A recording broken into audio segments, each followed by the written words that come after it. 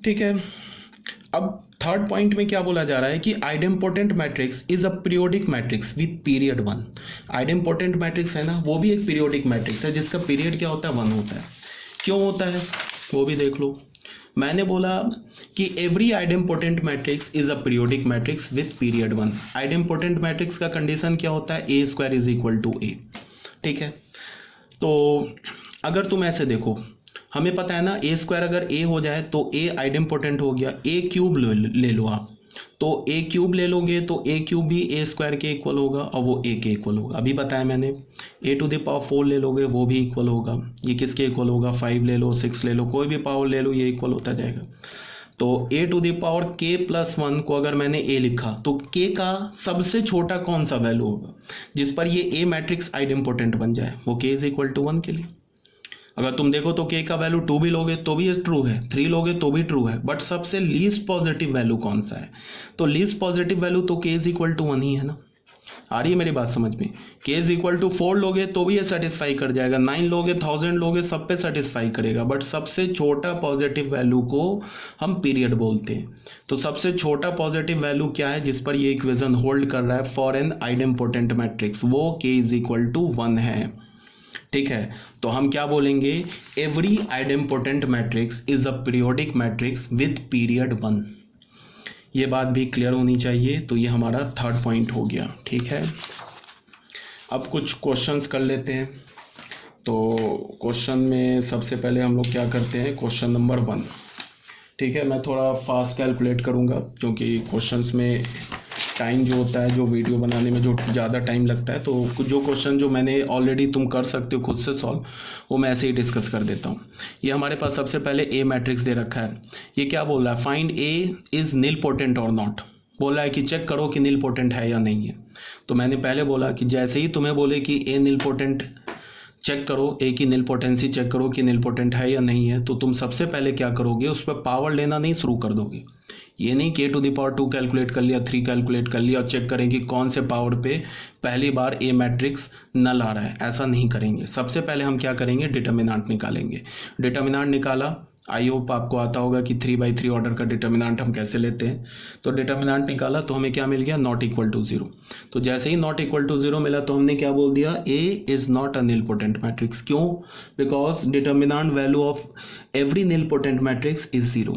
ठीक है, अब कोई बच्चा बोलेगा क्या कि अगर डिटर्मिनेंट वैल्यू 0 नहीं आता, सॉरी 0 आ जाता तो हम क्या करते, तो फिर चेक करते, तो फिर ए स्क्वायर निकालते, ए क्यूब निकालते, ये नील पोटेंट होता तो नल आ जाता। अब सुनो, डिटर्मिनेंट वैल्यू 0 हो गया तो फिर एक बात और यहाँ पे इंपॉर्टेंट बात है, फिर इस बात की हम गारंटी नहीं लेंगे कि वो नील पोटेंट ही होगा।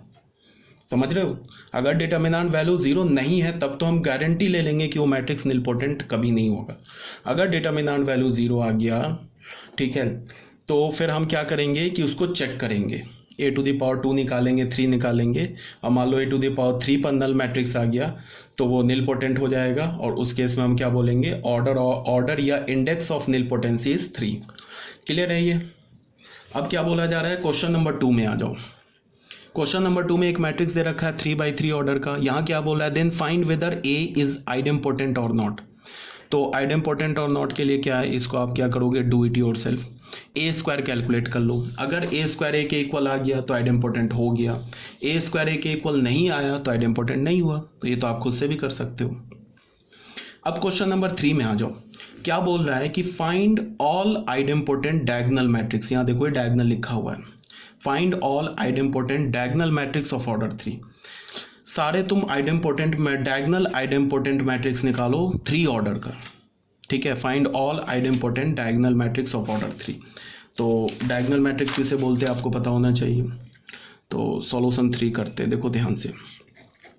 क्वेश्चन में क्या बोला है, find all idempotent matrix of find all diagonal idempotent matrix of order 3। तो हमने क्या कर लिया, एक जनरल 3/3 ऑर्डर का डायगोनल मैट्रिक्स ले लिया। वो क्या होगा, अल्फा 0 0 0 बीटा 0 0 0 गामा।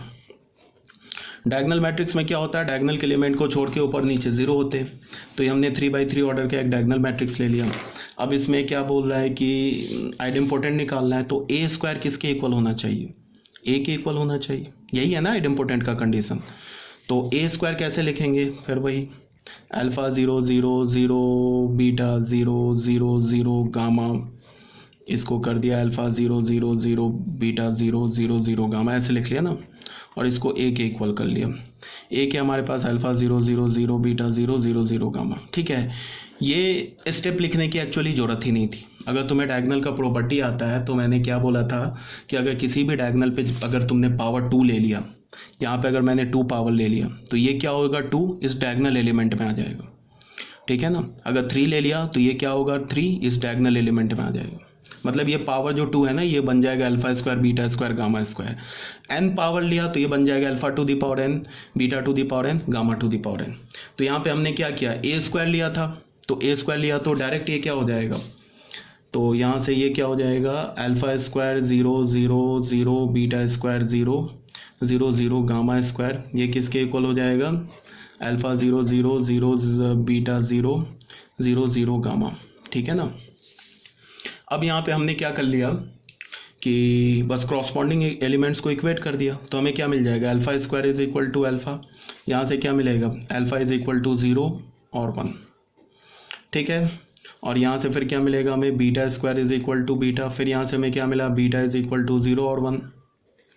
यहाँ से क्या मिला, gamma square is equal to gamma, तो फिर यहाँ से क्या मिलेगा, गामा इज इक्वल टू 0 और 1। फिर गामा की वैल्यू क्या मिलेगी, या तो 0 या तो 1। तो अब इसको तुम ऐसे ध्यान से देखो, अल्फा के कितने पॉसिबल वैल्यूज आ गए, 2 पॉसिबल वैल्यूज आ गए, बीटा के कितने पॉसिबल वैल्यूज आ गए, 2 पॉसिबल वैल्यूज आ गए, गामा के भी 2 पॉसिबल वैल्यूज आ गए। ठीक है ना। अब तुम इसको ऐसे ध्यान दो, हमें क्या करना है, 3x3 ऑर्डर के all possible diagonal idempotent matrix form करना है या बनाना है या फाइंड आउट करना है।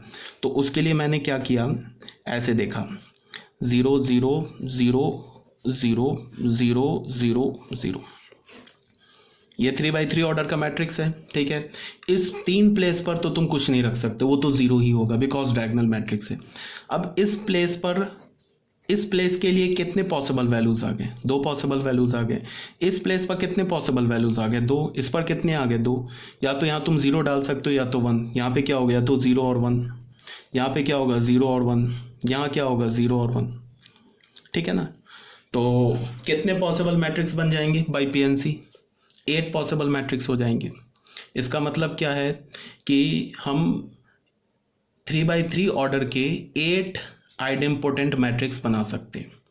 ठीक है, 8 से ज़्यादा नहीं बना सकते, 9 नहीं बना सकते। मैक्सिमम कितने आइडेम्पोटेंट मैट्रिक्स बना सकते हैं, डायगोनल आइडेम्पोटेंट मैट्रिक्स बना सकते हैं, वो 8 ही बना सकते हैं 3x3 ऑर्डर का। 9 नहीं बना सकते, 10 नहीं बना सकते, मैक्सिमम 8 ही बना सकते हैं।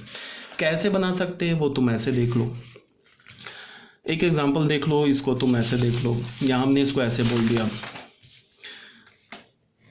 इस 3 प्लेस पर यहाँ 0 0 0, ये सॉरी थोड़ी हैंड राइटिंग सही नहीं आ रही है, 0 0 0।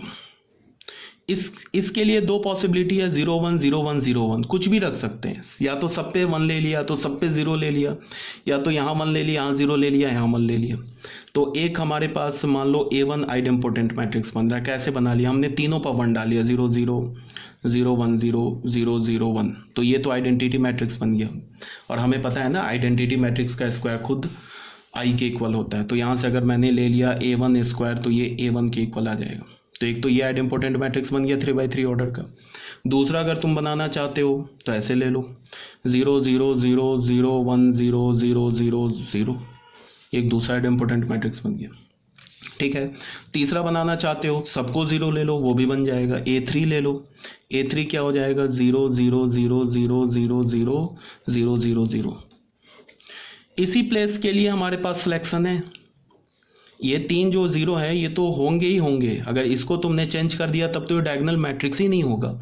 इसके लिए इस प्लेस पर या तो तुम 0 डाल दो या तो 1 डाल दो, यहाँ 0 डाल दो 1 डाल दो, यहाँ 0 डाल दो 1 डाल दो, चल जाएगा।